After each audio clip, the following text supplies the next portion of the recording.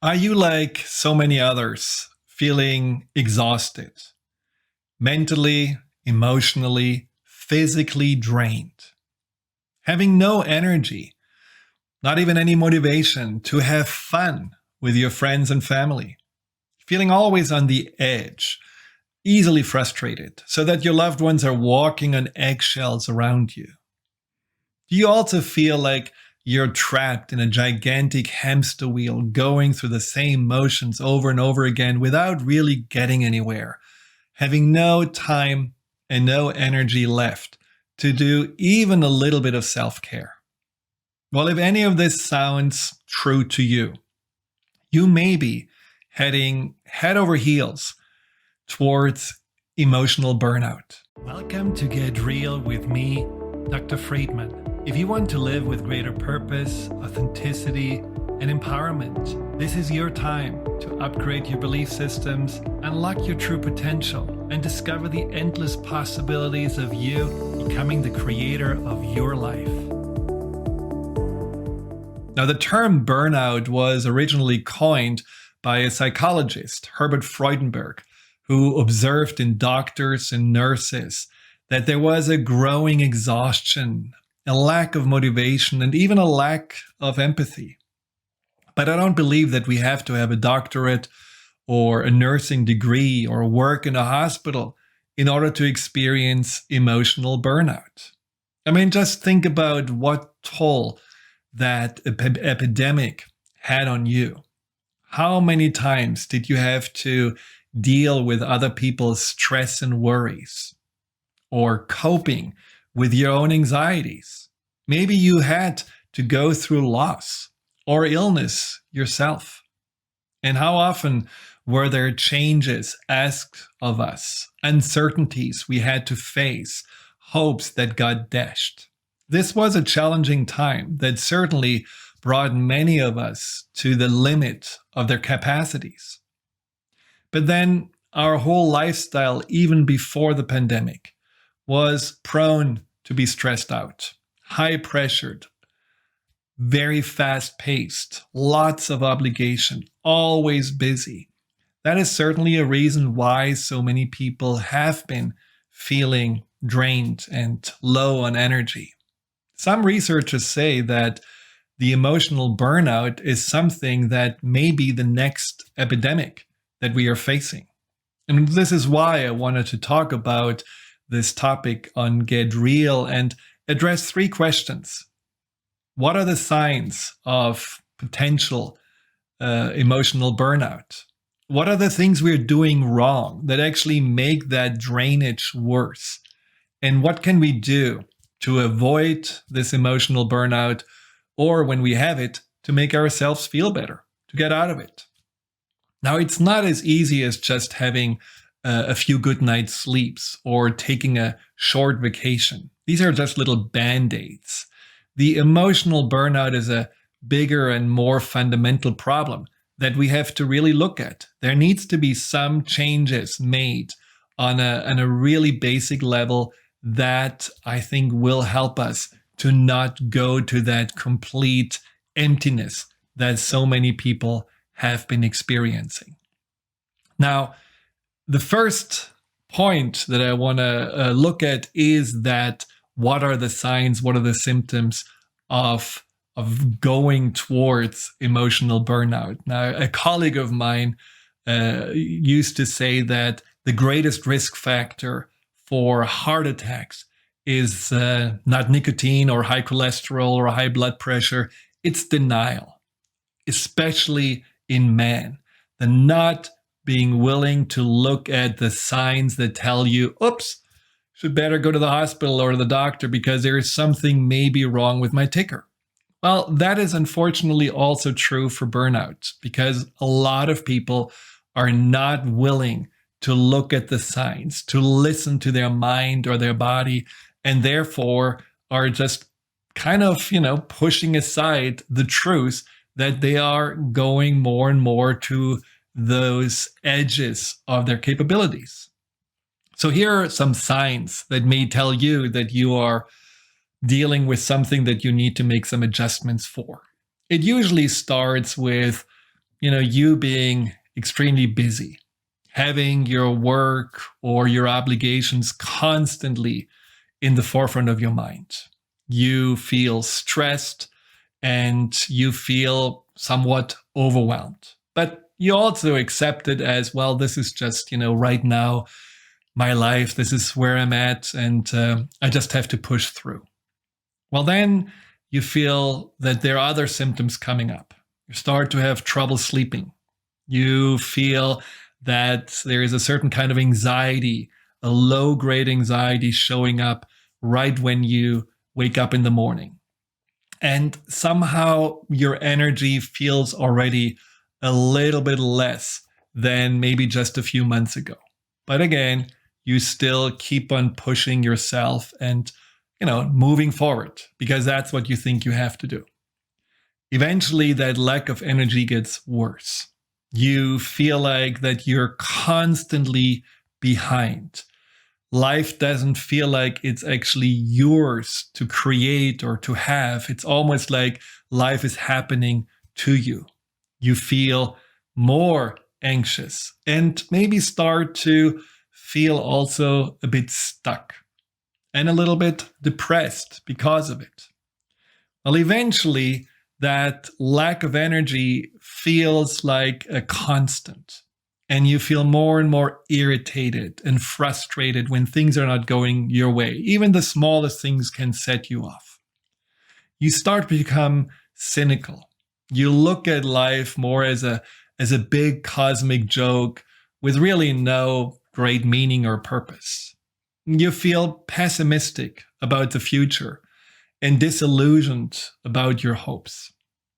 And then there are symptoms setting in that tell you, oh, I really have an issue. These can be difficulties in taking in new information. It can be memory lapses where you just don't remember what you have done maybe a few hours ago. You notice that your work performance goes down and that your home life suffers because you're kind of a difficult person to be around these days. In the end, you just don't want to do much. You just feel listless, lack of any kind of ambition or motivation. And all you want to do is just somehow veg out and close the door. And what really happens is not only that your body feels tired and exhausted and your mind also has its battery emptied. What happens is that you're also closing your heart as you're closing yourself off the people around you, the world around you. You don't want to feel anything anymore. And this closing of your heart is a form of self-protection. I experienced it when I was a young resident. And in the first few years, I certainly was heading towards burnout with, 80 to 100 hours of working weeks. At Friday night coming home, I just was laying on the floor for 30 minutes without being able to move because I was so drained. But I didn't really understand what was going on. I felt like, well, this is normal. And having dark rings under my eyes is kind of a badge of honor. I just have to keep on pushing forward. But when I noticed that my heart was closing itself off, that I couldn't feel so much empathy anymore, when I noticed that I became a little bit more callous and less invested into my patients, I realized this is not who I want to be. This is not the direction I want to go in. And there was certainly already a seed planted for me to have to make a change in my life, which I did, about 6 years later, but it happened. Now, when you look at these symptoms, you may discover that you have some of them already. And you may also discover that in order to deal with them, you are doing things that temporarily may make you feel better. And this is exactly what I did at that time. But please don't do what I did because it was completely wrong. What I did was drink a lot of coffee.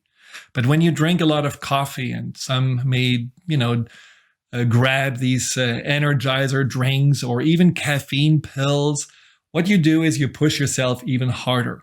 And it's like, you have an engine that doesn't have a lot of oil, but you are just pushing the accelerator and the engine heats up even more until it collapses. And our whole nervous system and the hormonal system, the adrenals, all just get pushed even more to the brink when you are artificially creating energy through caffeine.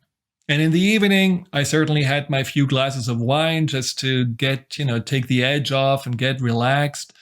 These days, a lot of people use cannabis to somehow make themselves feel better. The problem with that, it's not really rejuvenating you.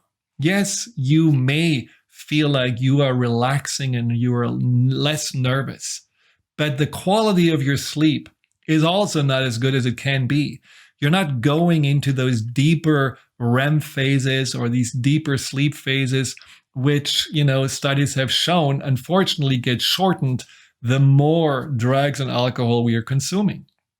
And plus, when we are, artificially going into this numbing ourselves out, we are also disconnecting ourselves from those signs and symptoms and sensations that we need to know where we're at.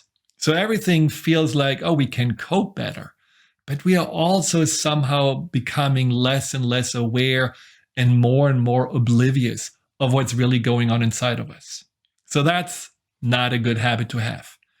Another bad habit is, of course, when you are vegging out in front of, the internet or TV, or you're getting into some show and you're binging, until the early morning hours. Not only that you have then not enough sleep, but you also are keeping your mind constantly bombarded with information.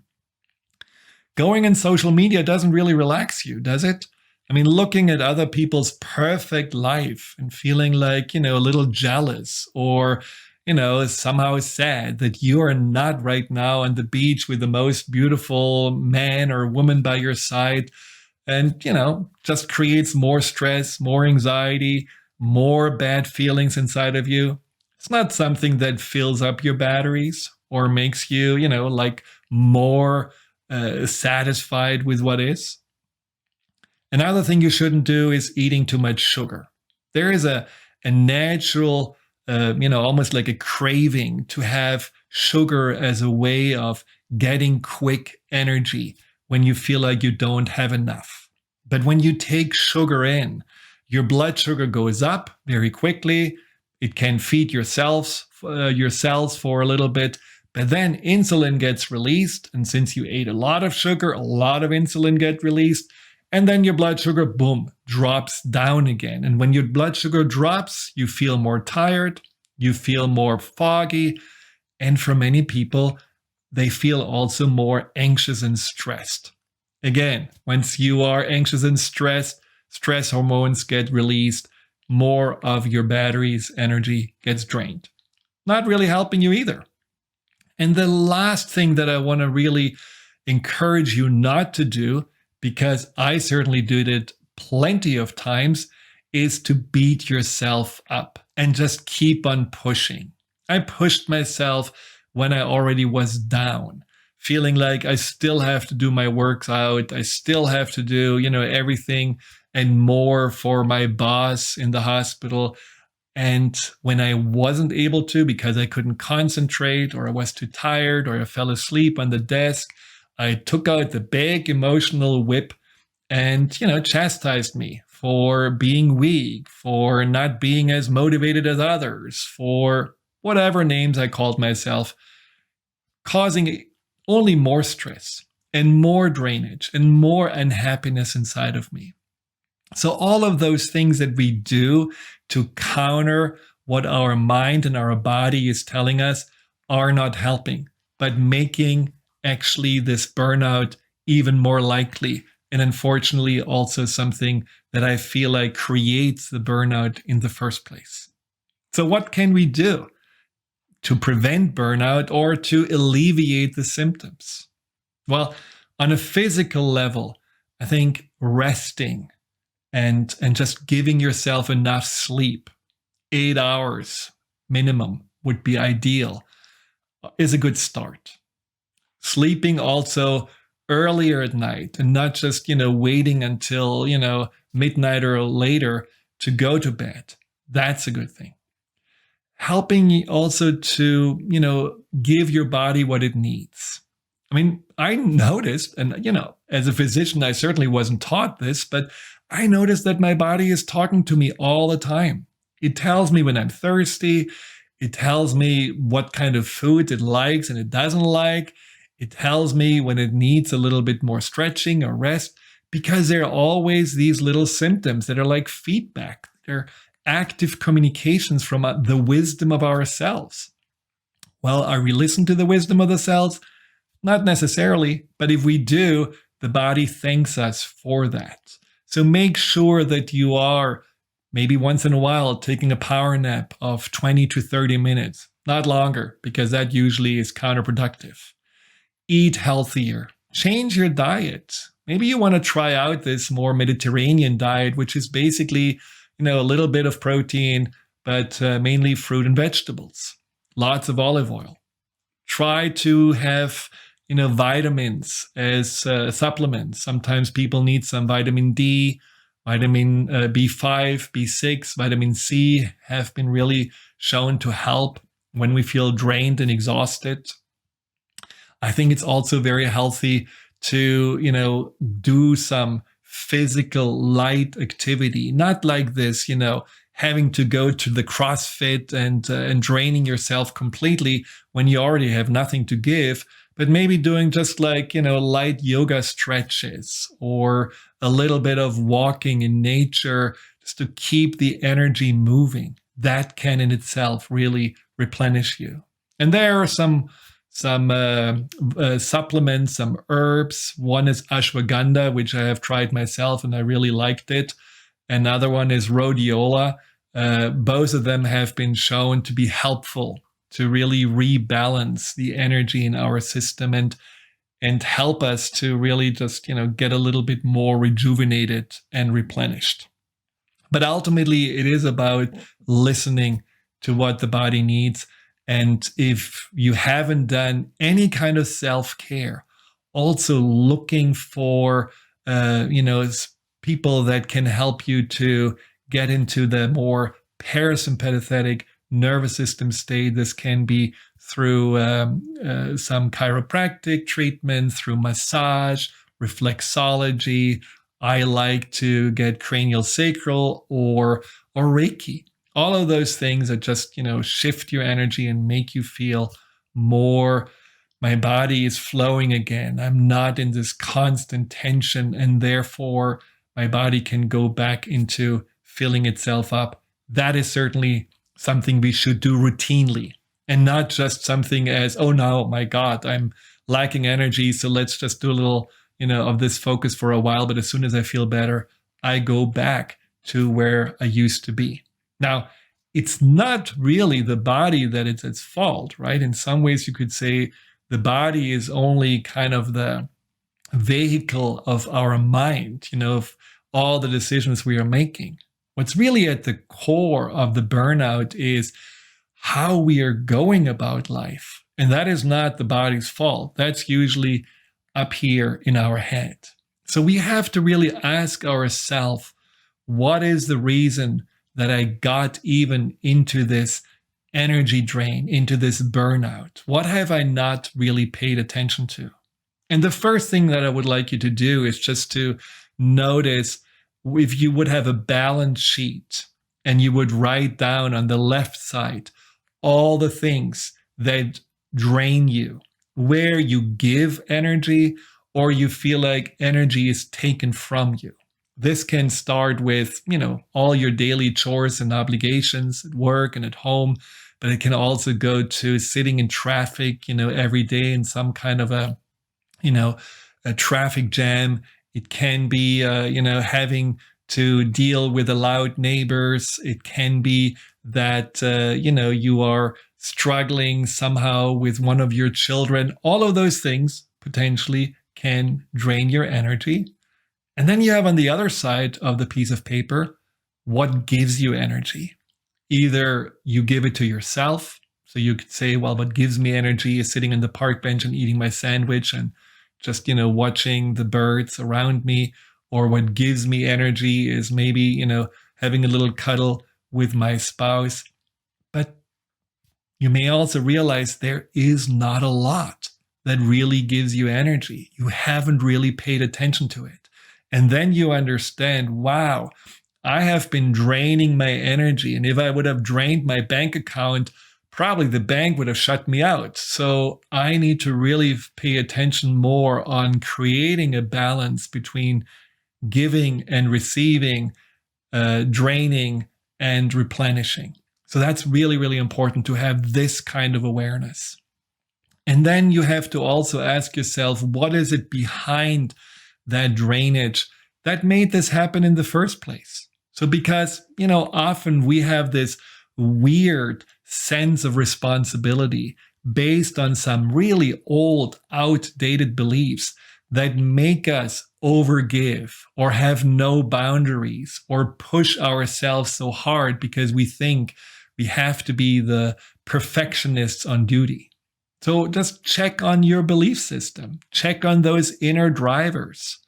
I did recently a podcast on values, which are basically those inner motivators that get us, get up out of bed in the morning or get us do what we are doing throughout the day. And often we are not really aware of those inner core values. And equally often, they are also completely outdated because they are values we picked up from others rather than having chosen ourselves.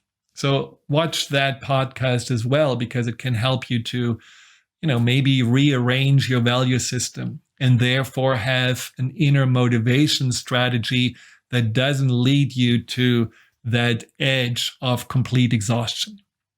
But also check on your belief system.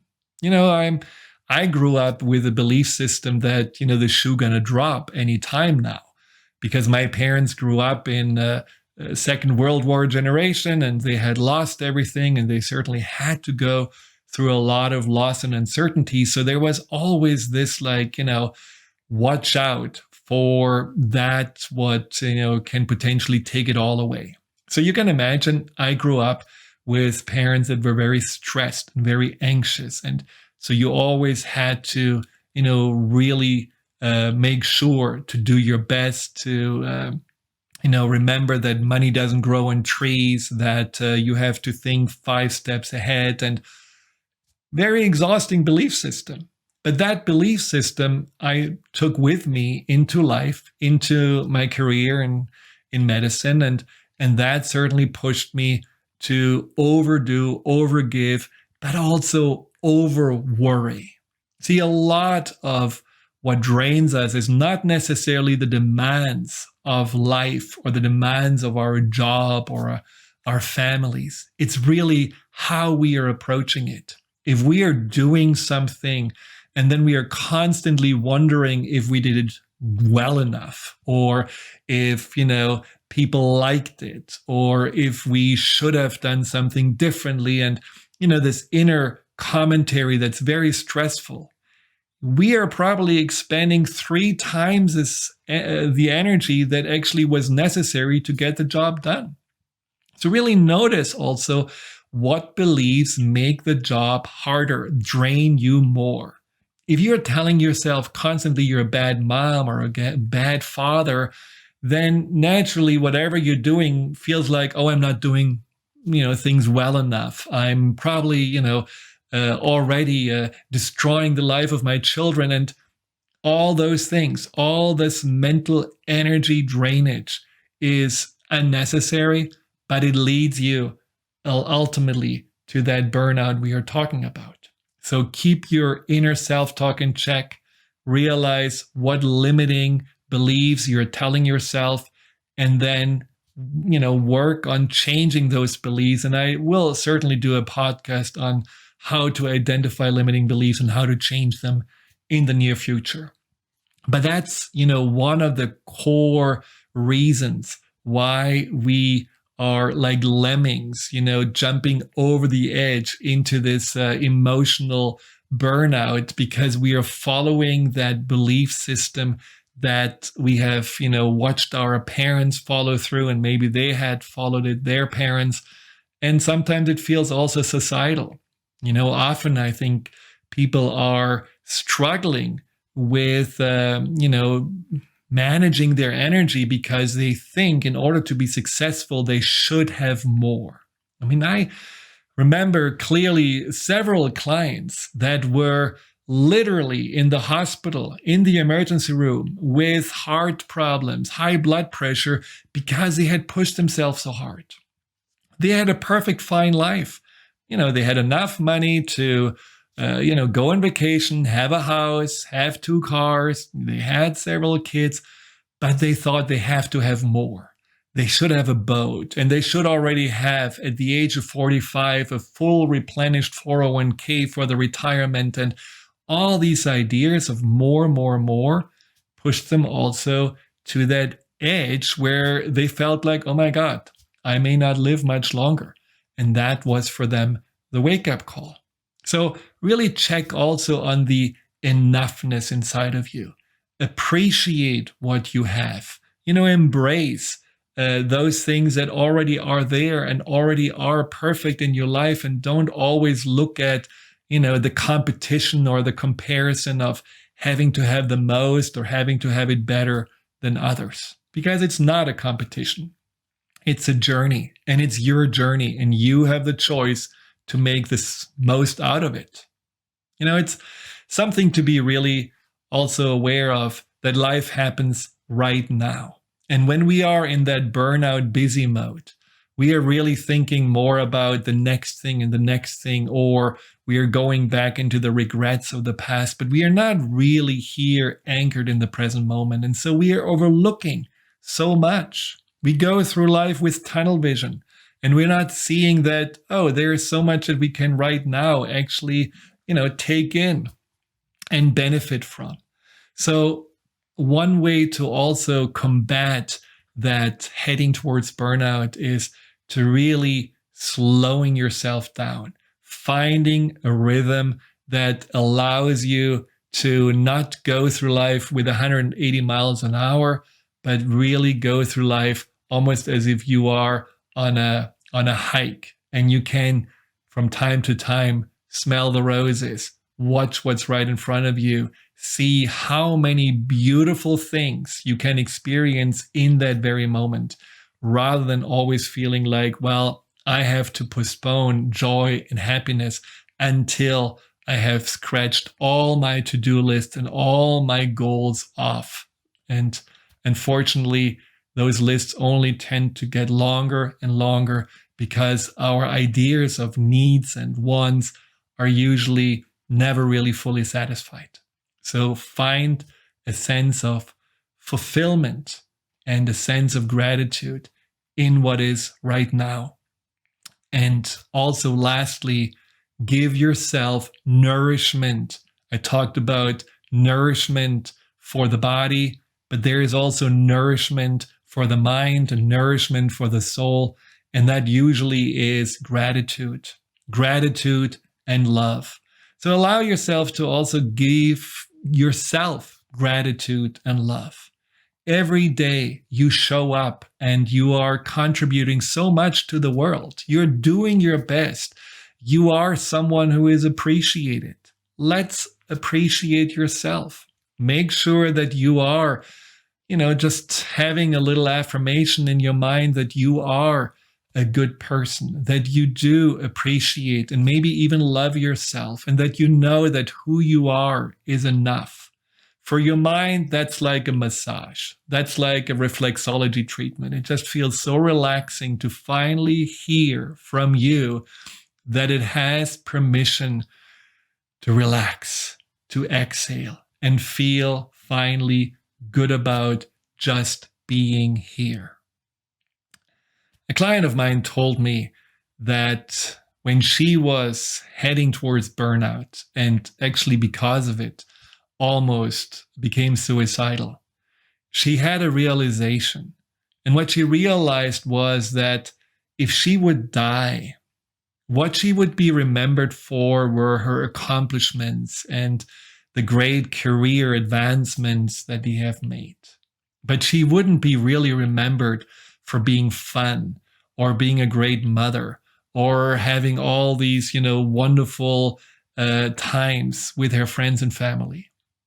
And she also wouldn't be remembered for being someone who has adventured the world and, grown a lot. It would have been a very one-dimensional, way of looking at her life. And it probably, would also be something that in the end, people wouldn't really feel jealous of or feel like, well, she had a life well lived. And that turned around everything for her. It didn't mean that she changed her job, but she changed her attitude. She just really started to not only think about, well, when can I have the next promotion? How can I go higher up? She started more to think about, how can I really enjoy this job and get also some positive energy from it? Maybe through, being more creative or being more connected and close to her colleagues, or feeling more that she actually makes a difference in the world through it. All the resistance that she felt inside of her to the work, where she felt, oh, I'm not really getting a promotion. My boss, always wants more, but doesn't give anything back, or my colleagues are treated better. All this narrative that really drained herself so much was gone. And she felt free because she didn't have this expectation anymore, and she could just be present with what she was doing, present with a team, and present with something that she actually believed in.